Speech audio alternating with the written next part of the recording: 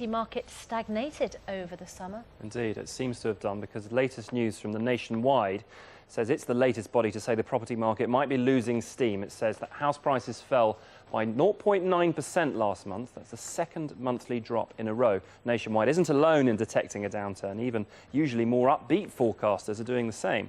And according to official figures from the Bank of England earlier this week, net mortgage lending almost ground to a halt.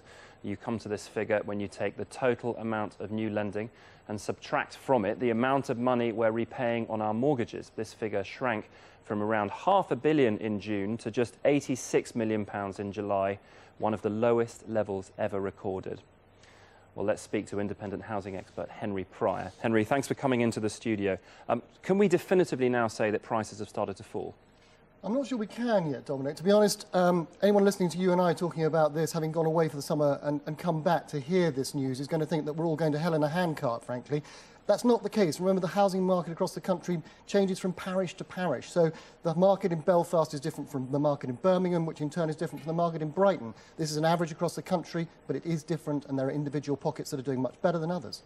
The market never actually fell that much, did it, during the recession? And not far enough, many say, to allow first-time buyers to finally get access to the market. Are we finally seeing the effect of first-time buyers being priced out? Well, there's absolutely, we can see for sure from the numbers that we're looking at the moment that the number of houses, the volume of property coming onto the market is about 41% up on where it was this time last year, but it's only selling at 3% more. So we can see that the transaction volumes, which is actually what underpins house prices as a rule, is actually falling away.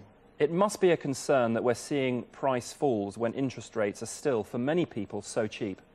It is. But I think that one of the things that we know the housing market has, which is significant structural defects that do need adjusting and dealing with, when you're looking at a first-time buyer in this country having to look at scraping together £34,000 on average out of taxed income, you can see why it is so phenomenally difficult for first-time buyers to get on this ladder. We learnt this week that people are almost paying off more of their mortgages than they're actually taking out in new borrowing. This must be very concerning.